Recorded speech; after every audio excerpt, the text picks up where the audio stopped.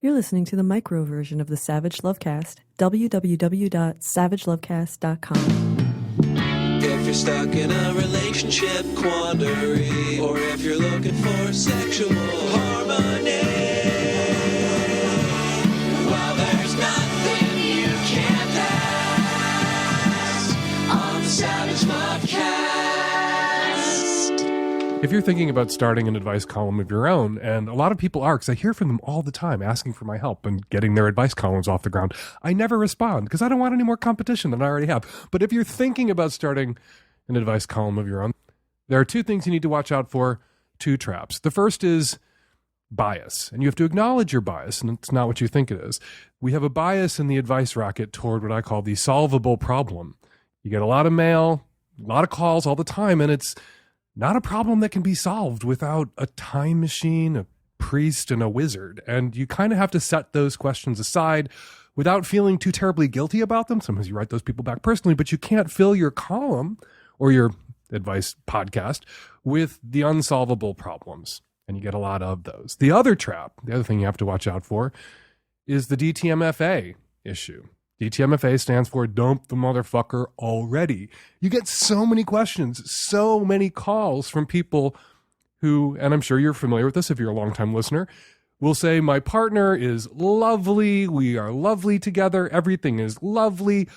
Then comes the but, and after the but comes a horror show. After the but comes abusive behavior. After the but comes unacceptable fucking bullshit. And you have to say to this person, time to dump the motherfucker already. Sometimes people just need that permission. They need to be told they're allowed to dump the motherfucker already. And often you are just seconding what that person heard from their friends and family already. Dump the motherfucker already. The reason it's a trap is you can, without even noticing that you're doing it, fill your column and fill your show with nothing but DTMFA calls. So you have to set a lot of those aside and look for solvable problems and interesting questions that don't just involve break the fuck up. I created the acronym DTMFA so I could handle these questions with some speed and alacrity. Yes, just dump the motherfucker already. You don't even need to spell that whole sentence out. Just DTMFA. Sometimes it's the only thing I write in a column. Somebody sends me a question. It's an obvious DTMFA situation. Rather than unpacking it, rather than paragraphs of advice, rather than analyzing their situation, all I say is DTMFA, and everyone knows what I mean. Which brings me to a letter that I got at Savage Love. Listening to pundits discuss the president on the radio, I was inspired by your brilliant acronym, DTMFA, to yell, impeach the motherfucker already. I would love to see a line of bumper stickers and t-shirts bearing that sensible message, ITMFA.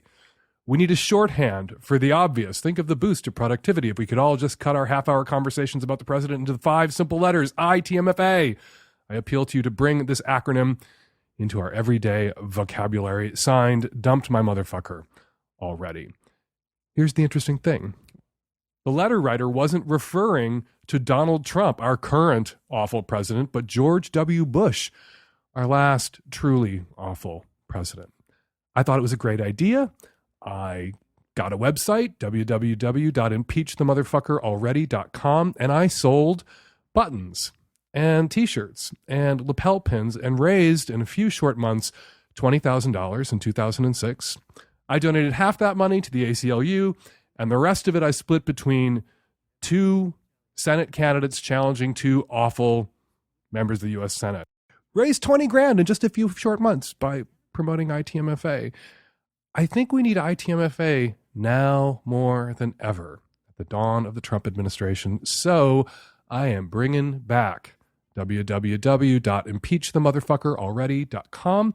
If that's too much typing for you, you can also go to www.itmfa.com. And there you will find buttons with ITMFA on it. You will find hats in the style of, you know what hats I'm referring to, hats and t-shirts, ITMFA. I want it to become our MAGA, our hashtag MAGA.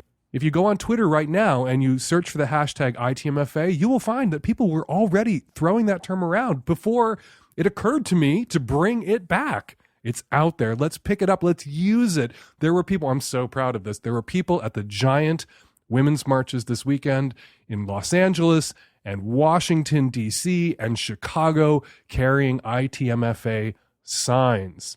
We will be donating all the money we raise selling ITMFA merch to Planned Parenthood, the American Civil Liberties Union, and the International Refugee Assistance Project. So go to ITMFA.org or impeachthemotherfuckeralready.com to order your buttons.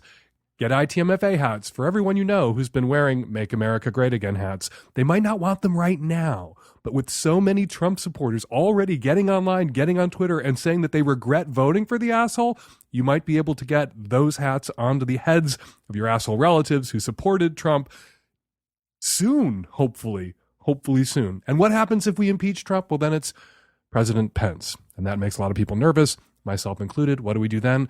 We keep wearing our ITMFA gear until all of these motherfuckers have been impeached and are gone on. So DTMFA, famous savage love neologism. ITMFA, briefly in 2006, a famous savage love neologism that we are bringing back. The people are bringing it back. People were out at the demos this weekend wearing ITMFA, carrying ITMFA signs without prompting. Let's spread it around. Let's wear the buttons. I am wearing one of my vintage ITMFA buttons right now.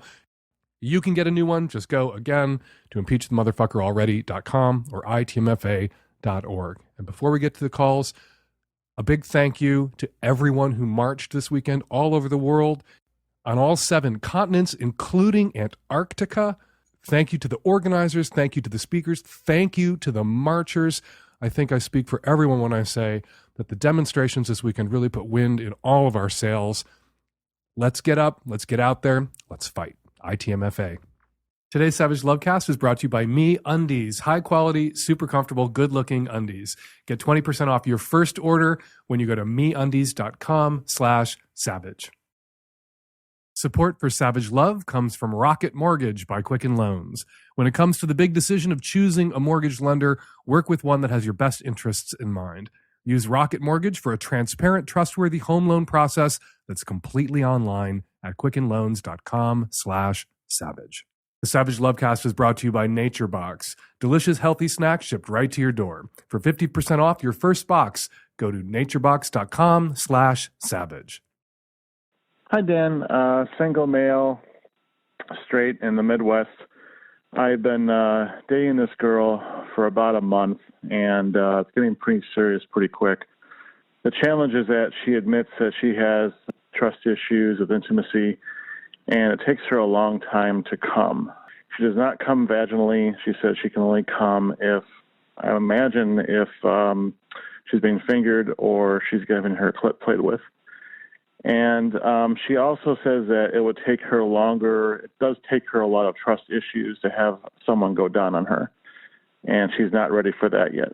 So I'm a little bit conflicted about what I'm supposed to be doing. I'm a little nervous that I won't be able to appease her, to give her what she needs, and to, make her come. And that's what I want to do. So any suggestions that you have would be really appreciated. It does kind of put a lot of pressure because as she admits that she is a tough case, as she calls herself, but a lot of it has to do with trust, as she admits. So part of it for me is that I just think it's a matter of her trusting me more. So, yeah. How can you be confused about what it is you need to be doing to your girlfriend's junk when I, a faggot, am sitting here however many hundreds or thousands of miles away I am from your girlfriend's junk, knowing exactly what to do based on the conversation that she had with you that you related to all of us just now? Play with her fucking clit. Touch her fucking clit. Get a vibrator and vibrate her fucking clit. She does not come vaginally. You know what?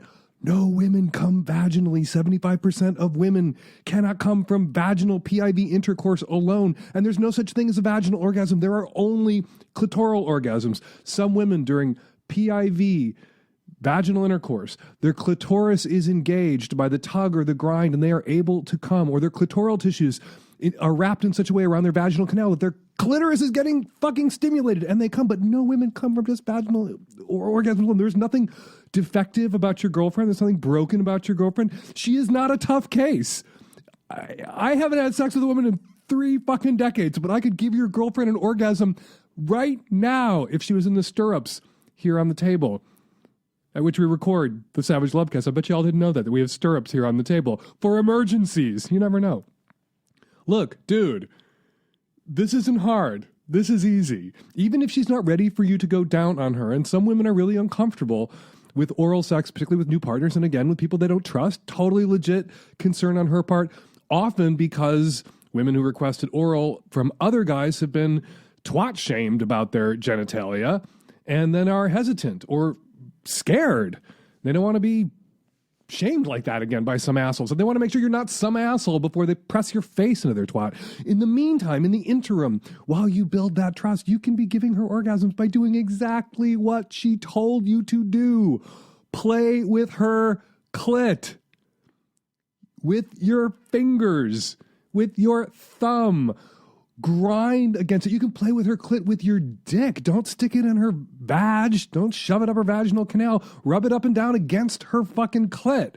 Get a goddamn vibrator. If you are confused about how to make her come, ask her if she masturbates.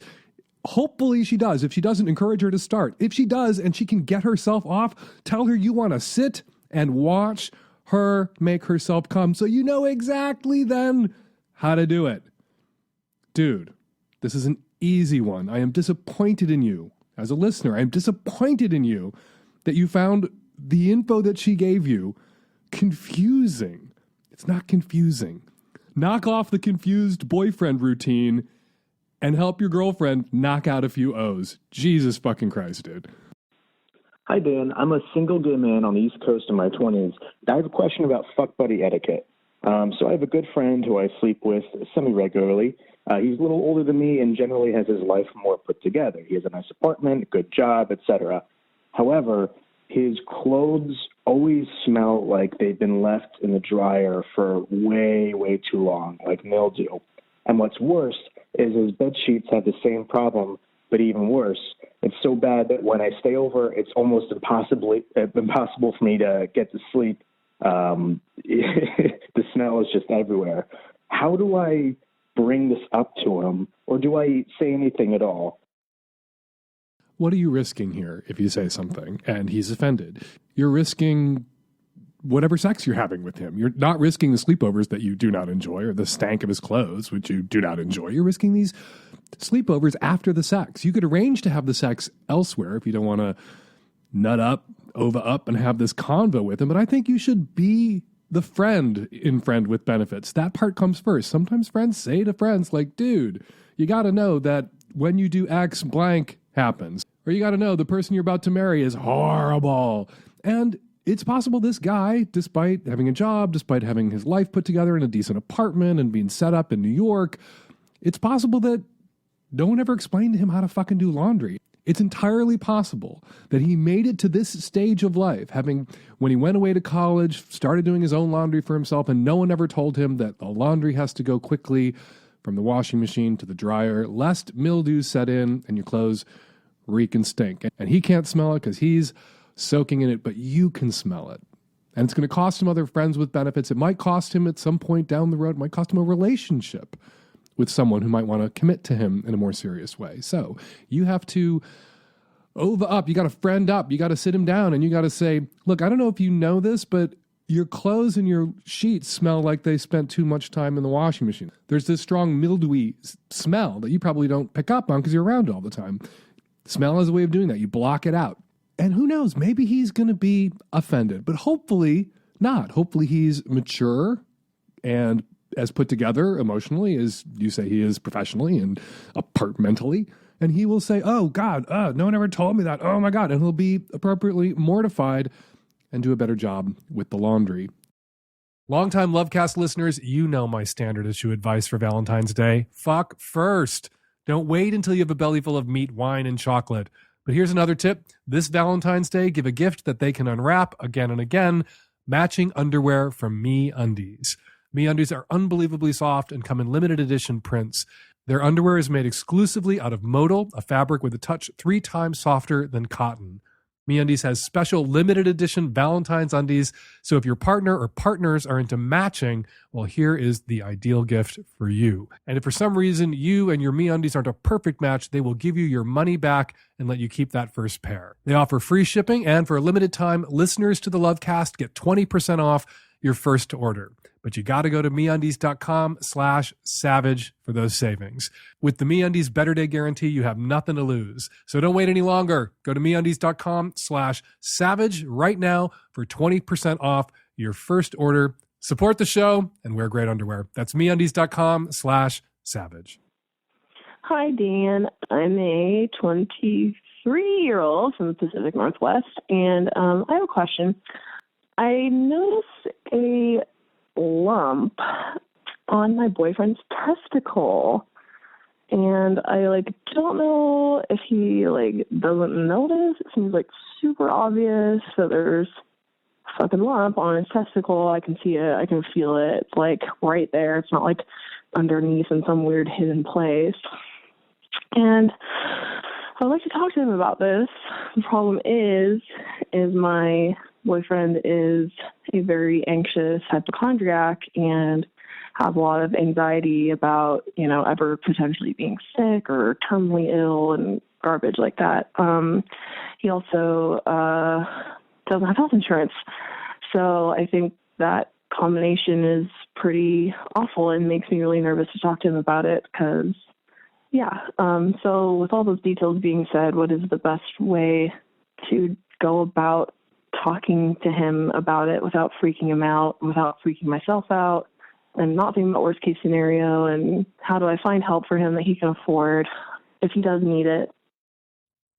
Donald Trump is president, but Obamacare is still the law of the land. And enrollment for Obamacare for 2017 is open through January 31st. And you need to go ahead and freak out your boyfriend. You need to march him into healthcare.gov and get him to sign up and enroll and get his ass to a doctor. And if he freaks the fuck out because he's a hypochondriac, good. That'll motivate him to get this checked out. Hypochondriacs tend to rush to the doctor over nothing, but this is something. And if it's what you worry that it could be, the sooner he gets to the doctor, the better. So don't worry about panicking your hypochondriac boyfriend. Your boyfriend ought to be panicked, and panic might be the right response, and panic might be the response that saves his nuts and saves his life. Remember, hypochondriacs are all vindicated in the end. Something comes along that kills the hypochondriac, that sickens and kills the hypochondriac. And you don't want to avoid telling a hypochondriac they might have testicular cancer because that might upset them. And in the end, only delay treatment until it's too late, until the cancer spreads. Yeah, go ahead. Panic him. And now is the time to panic him. January 31st, 2017. He can enroll until then in Obamacare and get coverage for this, whatever this might be, if indeed it is something serious. So tell him what you found and have a game plan so that he can get coverage. And right now, through January 31st, even under Donald J. Trump, he can still get coverage. Support for the Savage Lovecast comes from Rocket Mortgage by Quicken Loans. When it comes to the big decision of choosing a mortgage lender, it is important to work with someone you can trust and someone who has your best interests in mind. With Rocket Mortgage, you'll get a transparent online process that gives you the confidence to make an informed decision. Don't waste time searching through stacks of paperwork. With Rocket Mortgage, you can securely share your financial info to get a mortgage approval in minutes. You can even adjust the rate and length of your loan in real time to make sure you get the mortgage solution that's right for you. Whether you're looking to buy a home or refinance your existing mortgage, you can lift the burden of getting a home loan with Rocket Mortgage. Skip the bank, skip the waiting, and go completely online at quickenloans.com/savage. Equal housing lender, licensed in all 50 states, NMLS, consumeraccess.org, number 3030. Hi, Dan. I'm a 40-year-old straight woman living in Los Angeles, and I was in a relationship with a married man for about 2.5 years. He was not in an open relationship, but I don't believe in monogamy, and they don't have any kids, so I never felt guilty about the relationship. It was the most beautiful, wonderful, fulfilling relationship I've ever had. I've never felt more loved and cared for by anyone. I love him so much, and he loves me. But then one day he just decided it was over. He dumped me because he and his wife had some plans to move out of the country. I was super angry. He dumped me the day before I was going on this big spiritual retreat and vacation, and he thought I could work through my feelings of loss then, but I didn't. He sort of ruined the trip for me, and I'm still just as angry as the night he dumped me. I want to tell his wife, I'm not ashamed of what I did and I have nothing to lose. He's living a lie, pretending he's in a monogamous relationship when he's a total sex maniac. And he should be with me because he wouldn't have to lie to me and we'd be totally awesome together. I'm not some wilting flower that a man could just throw away like a piece of trash. I have power and I want to use it. So, what are your thoughts? What do I think? Honestly, what I was sitting here thinking as I listened to your call was that some enterprising young tech genius in Los Angeles should create an app that's just your voice, and so that any straight guy in Los Angeles who's on a first date with a 40-year-old straight woman can run the app, and it's a voice recognition program, and if it beeps red and it's you, they can beat a hasty spiritual retreat. Look, you're not a little flower who can be disposed of. You are kind of a cliche. I hate to invoke the whole bunny boiler thing, Fatal Attraction, the Michael Douglas, Glenn Close movie from, I think, the early 90s that made the true victim of the affair that the straight married man with kids was having be the straight married man because he was so persecuted by the woman that he dumped. She will not be ignored. That's almost, I will not be ignored, Glenn Close said. Almost like you saying, I am not a little pink flower that can be discarded. You were fucking a married man. You knew he had a wife. You knew what you were signing up for. You were doing something in a way that was kind of shitty to the wife and shitty with the husband. And he was married to her, and it doesn't sound like he ever gave you any indication that he was going to leave his wife for you. So your relationship with him, with your lover, with this other woman's husband, was always a contingency. And they moved away, and he cut you loose. You weren't going to move away with them, theoretically. And I get that it hurts to be dumped. It sucks to be dumped. It hurts to have a relationship that you enjoy, that you think is beautiful and loving, end. But allowing your feelings for this man to curdle so quickly into anger and to plot your revenge in this way, to now, from this position, having been let go, having been dumped, to want to reach out and destroy his marriage, which you were content to tolerate and put up with the entire 2.5 years you were together, just makes you look like someone he should never have stuck his dick in the first place, and like someone he's well rid of. So if you want to retroactively confirm for him his decision to end things with you, yeah, you should call his wife. The odds that if indeed their marriage falls apart based on this revelation, because you out him as having had an affair, I don't know, probably 50%. The odds that he will then want to run away with you and be with you after what you did to him are 0%. You are not going to win this man by telegraphing to him, by communicating to him that you will stomp him if you don't get what you want when you want it from him for always. So I don't know what you're telling yourself in your head about what the end game is going to be here after you destroy his marriage. As faulty and flawed as it may be, and every marriage is faulty and flawed in its own unique way, and his sounds faulty and flawed in a completely common and cliche way. His pivot from that destruction, his pivot from being the victim of your revenge is not going to be a flash mob proposal to you. You can't at once be the avenging angel and the partner in the infidelity itself. Those are kind of mutually exclusive roles. And when people who were partners in the infidelity, co-conspirators, complicit in all the adultery that the wife suffered from, then want to strap on wings and be the avenging angel punishing the adulterer, when actually there are adulterers, plural, it's not a good look. Not an attractive look. Not a look that says, I'm sane, and it's not a look that says, that spiritual retreat I went on had any effect whatsoever. So, do what you gotta do, lady. But I would think about it, perhaps, on another spiritual retreat. I think you should go on a couple more spiritual retreats before you do something so cruel and vindictive and small and petty and revealing, I think, of your own entitlement, but also complicity. Like, your anger with him is so overblown. It's so grossly inflated that I think it's projecting some of the anger that you have for yourself. That you were fucking this married man for 2.5 years. Maybe And you say you don't believe in monogamy, and you say the sex was great and it was a beautiful, loving relationship. And maybe you don't believe that. Maybe you feel like you were played for a fool, not only by him, also by you. Some of this anger that you're throwing out and directing toward him rightly belongs on you. You should be mad at yourself for making yourself so vulnerable to this person and being a party to this ongoing infidelity if you couldn't hack it. And it sounds like you couldn't. Sorry you're angry. But let's have a little spiritual retreat exercise right now. Breathe in blue, breathe out red, or breathe in red and breathe out blue. I can never remember which it is, but whichever one it is, breathe it in, breathe it out. And don't do it. Don't do it. You have to hold up your end of the bargain. His end of the bargain was not, I'm going to leave my wife for you, and his end of the bargain was not, I'm going to be with you forever. Not necessarily. No one's end of the bargain in any relationship or any marriage is, I'm going to necessarily be with you forever. Forever is a hope. If the relationship is good and decent and loving, we want to stay in it. But it is never a surety. It is never a guarantee. What do you do when you want a snack, but all you can find is junk food? Rely on your self-control to resist the temptation? Please, you eat the junk food. So, avoid junk food and start snacking healthy by subscribing to NatureBox. Here at the Lovecast, when we learned that NatureBox was going to start advertising again, a collective holler went up among the tech-savvy at-risk youth because they love the snacks NatureBox sends to us.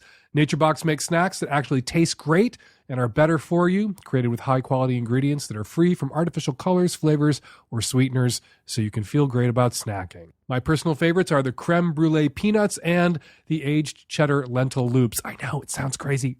Freaking delicious. NatureBox recently made their service even better. Now you can order as much as you want, as often as you want, with no minimum purchase required, and you can cancel at any time. It's simple. Just go to naturebox.com and check out their snack catalog. There are over 100 snacks to choose from, and they're constantly adding delicious new snacks. Choose the snacks you want, and they'll deliver them right to your door. With NatureBox, you will never get bored. There are new snacks each month inspired by real customer feedback, and if you ever try a snack you do not like, NatureBox will replace it for free.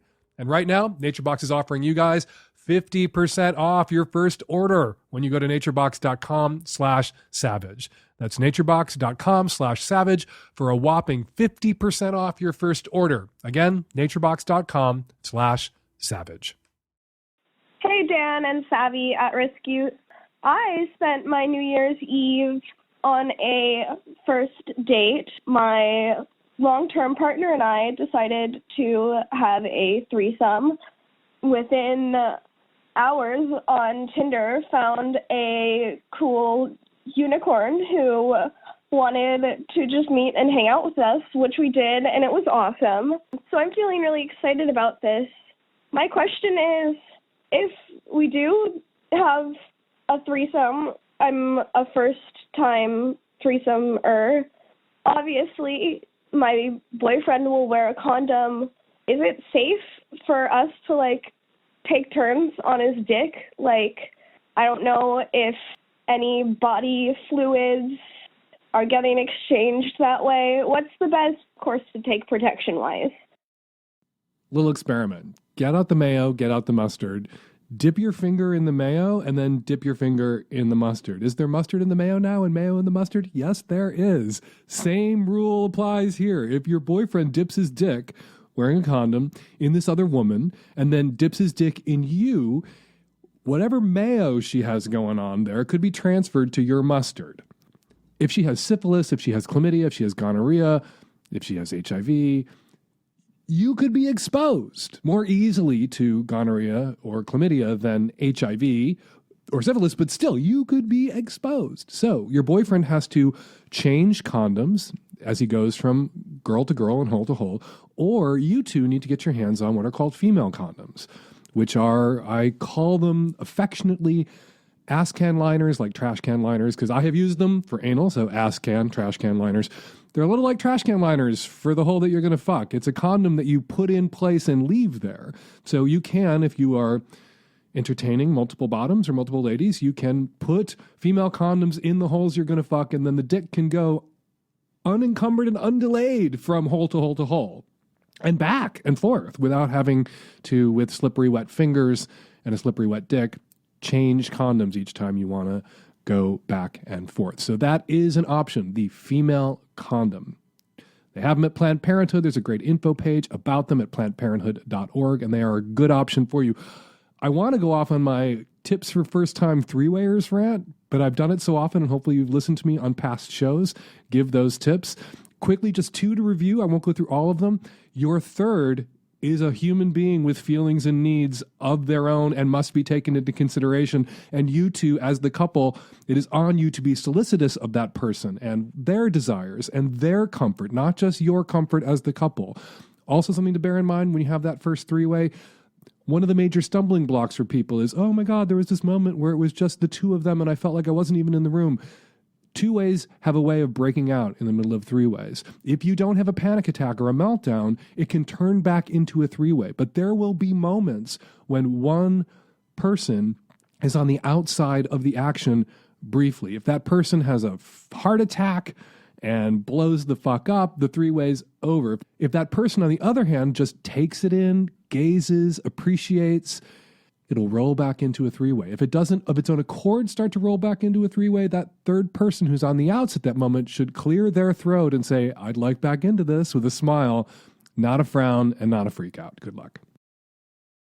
Hi, I'm a 25-year-old female, and I have a question. My boyfriend's family, we love to eat. I love to eat, and I don't mind eating and going over their house and eating dinner, and I think my boyfriend's grandma cooks really well, and I love her cooking. But yesterday I went to his uncle's house.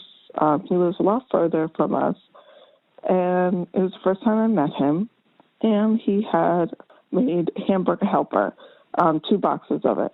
I'm not a big fan of Hamburger Helper, but I had already ate before. And at first I modestly said, no, I don't want any. And I was like, you know what, why not, And I felt like I didn't want to be too rude. So I said, all right, I'll have a little. And the mom gave me a decent amount, and I didn't end up finishing it. I ate a good portion of it from the bowl. And my boyfriend said something under his breath and took the food as if it's rude to not finish it. Now, I don't know what's the modest way to handle that situation. I didn't want to be rude or feel like I can't finish anything, but I wanted to at least seem like, I was being respectful. But I just felt like the mom had made a comment, his mom had made a comment like, well, when if you ask for food, just believe to finish it. And I felt a little bit taken back, kind of. I just don't know what to do in the future. How should I move forward when it comes to food like this? If I'm not ready to eat it, should I just say, no, listen, I'm not hungry, I don't want any?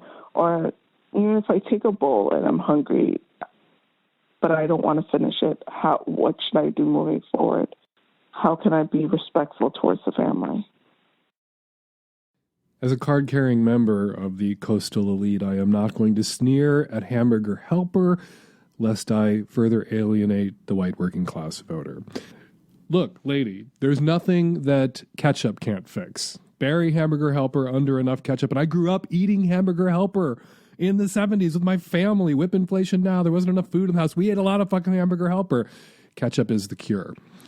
That said, I'm a little concerned about what an asshole your boyfriend was in that circumstance. That his mom and his uncle or whoever else was there might have been keeping track of exactly how much Hamburger Helper you ate is one thing, and a weird thing that your boyfriend then piled on and shamed you for not cleaning your plate like you're some fucking toddler is disturbing. I would be concerned if I were you. I would have a little convo with my boyfriend about where he went with me that day.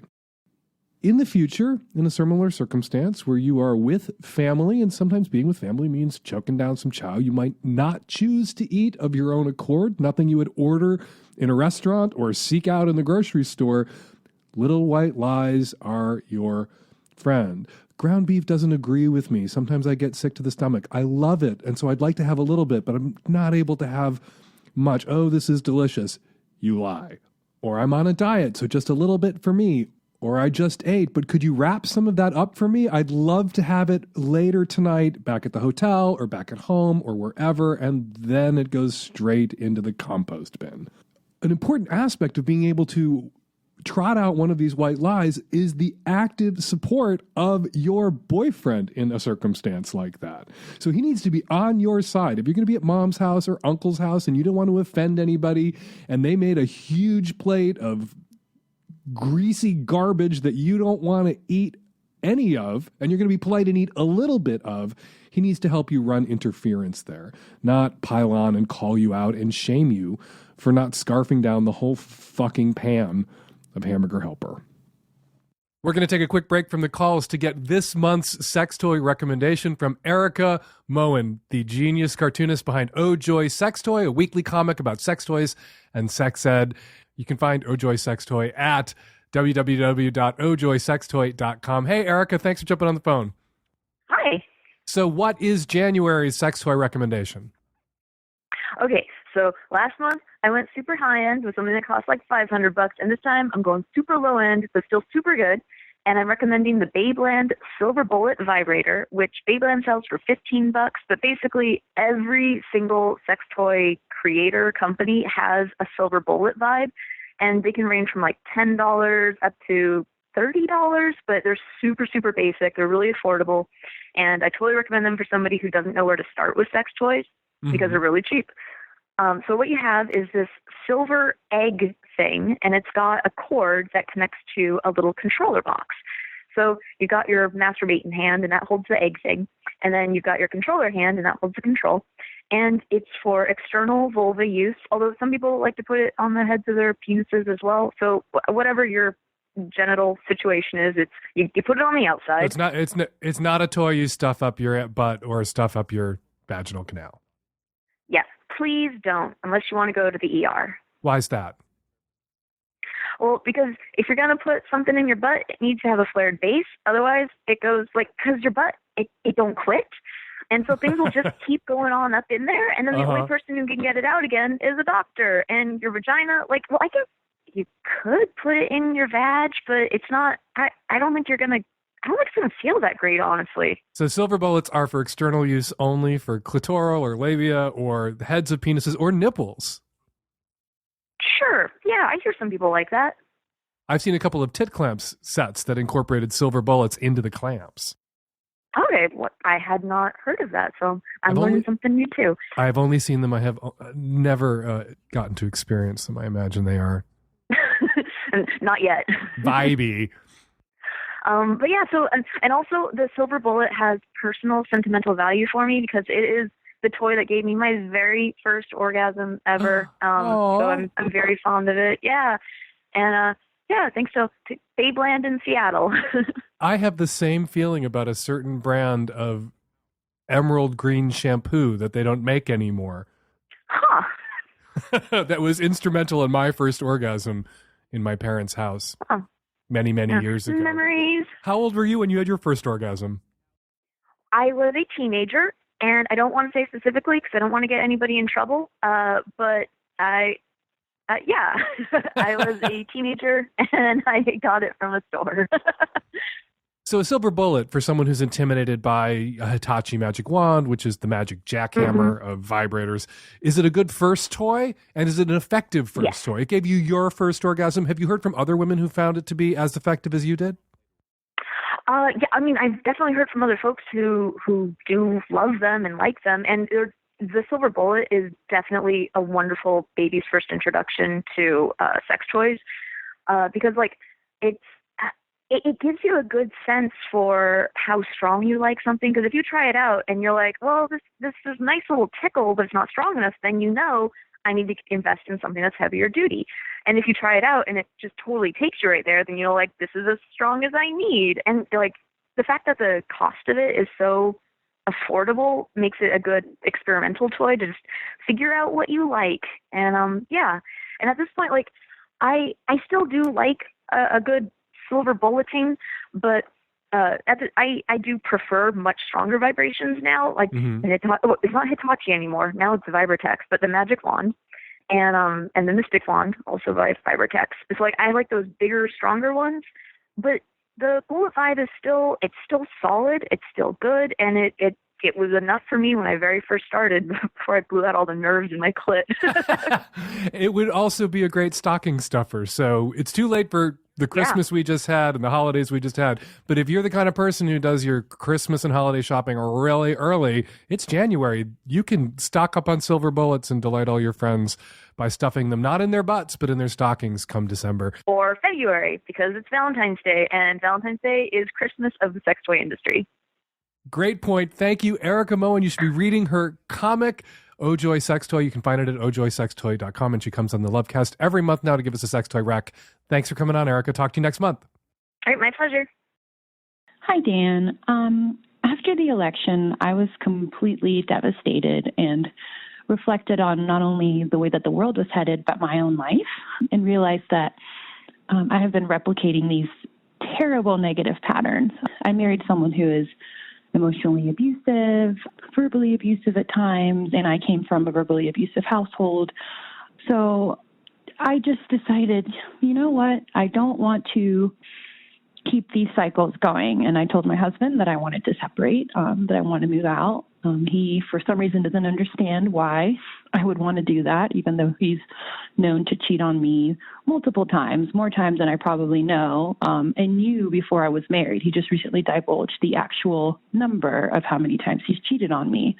But not only him, you know, his family has opinions on it and is just thinking that maybe I'm being too brash, that I don't really know what I'm saying, that this is just too drastic of a decision. And, you know, we also happen to have a son, and what does it mean for him? And so many different opinions coming from all over the place. And even in my own family, who worry about more of my financial security than my happiness.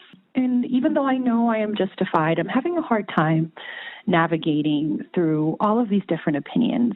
My chosen family, my friends know where I'm coming from. They see who he is and who I am, and they know why I would want to jump ship. But yeah, these people who are still going to be in my life forever, my family and his family, given that we have a son, and him, aren't getting it. And it's causing a lot of strife for me because I know why I'm doing this, but I just want them to understand, which I understand is, you know, a little bit too much to ask for. But I just wanted to hear what you thought as far as what I should do to navigate all of these different opinions and different feelings that everyone has about my own life. Your family and his family, they're all giving you grief now because they're trying to talk you out of it. Once they realize that you cannot be talked out of it, that you've made up your mind and your decision is final, they'll knock it the fuck off. But right now they're running interference. Right now they're trying to, quote unquote, bring you to your senses. And if they ask you what it means for your son, you should just tell them that it means your son isn't going to grow up with a male role model in the home who's verbally abusive and a serial philanderer. That's what it's going to mean for your son. Still going to have a relationship with his dad, still going to know his dad and his dad's family, but probably better for your son in the long run not to have that kind of relationship with a woman modeled for him, whether or not he ends up with a woman as an adult. Could be queer when he grows up. That's what you say, and you just repeat it and repeat it and repeat it. And if your family can't respect your decision, if his family can't respect your decision, spend less time with your family for the moment and his family for the moment. Spend more time with your friends who understand and support the decision that you've made, as I do. Hi, Dan. I'm a single mom raising 2 kids in New York City. My little boy, who is 9 years old, loves to dress in women's clothes, mermaid tails, and he loves to put on wigs. He loves to give us performances, and I'm very accepting and as excited for him, telling him that he has a great taste and is really very talented. He's invited to go on an audition this Saturday at the Met because the director detected some type of talent in him. This is my question. My son, who is again only 9 years old, absolutely loves to dance as if he's a stripper. He dances sensually and puts on quite a show for us. and absolutely loves to tell me that one day he wants to be a stripper. When I ask him, what does that mean for you? What does it mean to be a stripper? He says that it means he will be dancing sexy for a bunch of people, and in return, they will throw money at him. Then I draw a line there, and I gently tell him to gather himself and to not have this kind of ambitions. I tell him that his body is too precious, too important to use it, to sell it for money. In other words, then, this type of behavior I try to discourage and put in his mind that this is not acceptable. What is your opinion? Am I too rigid? A friend of mine told me jokingly that I should instill in him to demand a very good compensation if he becomes a good stripper, not to discourage that. Any advice would really help Dan. Thank you. Stripping is a form of sex work, and I can't imagine a conversation that would make me, sex positive, pro sex work me, more uncomfortable than gaming out for my 9-year-old kid their future in the sex work field. So I feel your pain. That said, Mom, I think passive resistance here is your best friend. I think you let your son talk and you listen without clamping down, without shaming him. When I was a couple years younger than your son is now, I wanted to live on a farm and marry my sister. We didn't understand, my sister and I, when we had those conversations, what marriage meant exactly. Clearly, obviously, we didn't understand what marriage meant at all. And I am now an adult who does not live on a farm and is not married incestuously to my sister. So clearly your son has soaked up a little bit of the stripper stuff that's permeated pop culture. And I'm not going to name names lest fans yell at me. But the sort of stripper aesthetic, male and female, has kind of permeated a little bit of pop culture. And your son has picked up on that. And who knows, maybe he's going to be the big breakout Boylesque star of the future who becomes to Boylesque what Gypsy Rose Lee was to Girlesque. Maybe that's his future. Maybe he's going to be a sexy dancer on Broadway and he will get his stripper on every year at Broadway Bears and get that out of his system. So don't tell him his body is too precious for this or his body is too precious for that. You can tell him that not a lot of people make enough money stripping to support themselves or support a family. And it's not necessarily a career that will carry you for 30 or 40 years unless you are Gypsy Rose Lee. And only Gypsy Rose Lee basically got to be Gypsy Rose Lee. So you love him and you love his dreams. And this is a lovely dream to have, but he also needs to have a fallback plan that's not entirely about his ass or people throwing money at him. And if you want to gently nudge him in another direction, it sounds like you live in New York. If he was being spotted by the Met and invited to an audition, take him to some big Broadway shows. Let him see what dancers do up there. Let him see what he could aspire to do up there. People are throwing money in the form of weekly paychecks at dancers on Broadway. And it's a sexy job. It's a sexy fucking job. And I've met people who were dancers on Broadway who every once in a while would get on a pole at a strip club somewhere just for fun. So he can have a career in dance and performance, and he can have this too if he wants it in the future. But you need to take a chill pill, Mom, and relax. Because what kids say they want at 9, and often who kids say they are at 9, is not who kids wind up being at 14. So, chill. Hi, I'm calling in regards to the type 1 diabetic who was concerned that insulin was making his semen taste bad. I can assure you, as a type 1 diabetic myself, as someone who's dating a type 1 diabetic who was given birth to by a type 1 diabetic, your insulin is not the problem. Insulin is a hormone that everyone's body naturally makes. And yes, the insulin you're taking is synthetic and lab-made, but the taste of your cum really is going to be depending on your diet, not on your insulin. Hello, Dan. I'm calling about episode 534, where you spoke to a lady who was talking about a man who had zero libido over the winter months, and you mentioned the seasonal affective disorder.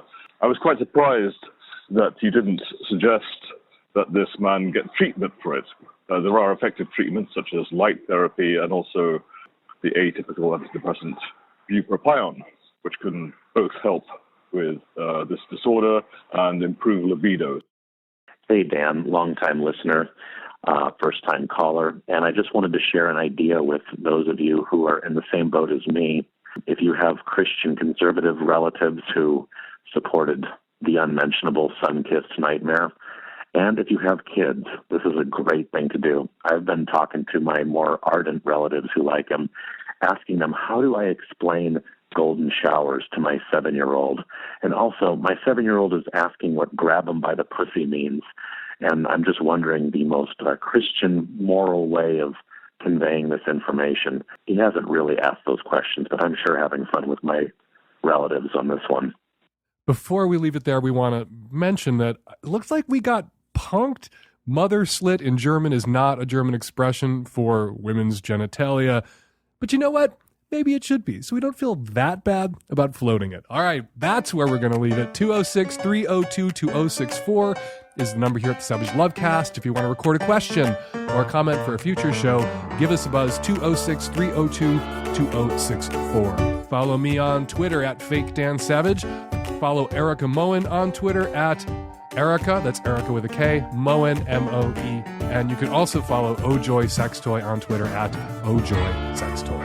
Be sure to read Savage Love, my syndicated weekly sex advice column in the Washington City paper and other papers all across the country. Also, I'm going to be speaking at the Wilbur Theater in Boston tomorrow, Wednesday, January 25th. Please come out and see me. Rachel Lark will be joining me to sing her hilarious songs. We're going to have a great time at the Wilbur Theater in Boston. Please join us. And be sure to check me out on Blabbermouth, the Strangers Weekly Politics podcast, which you can find on iTunes and anywhere else you get your podcasts. Savage Lovecast and Blabbermouth, both produced by Nancy Hartunian and me and the tech-savvy at-risk youth and Nancy. We will all be back at you next week with another installment of the Savage Lovecast. Thanks for downloading.